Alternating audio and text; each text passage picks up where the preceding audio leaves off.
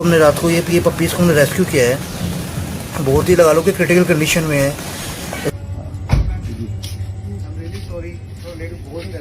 कोई दिक्कत नहीं।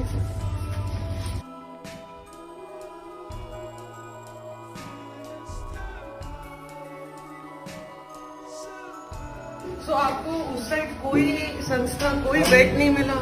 रजौरी में है वॉशरूम, ओके, उन्होंने मना कर दिया। क्यों सीजीएचएस में लेके गए, उन्होंने मना क्यों कर?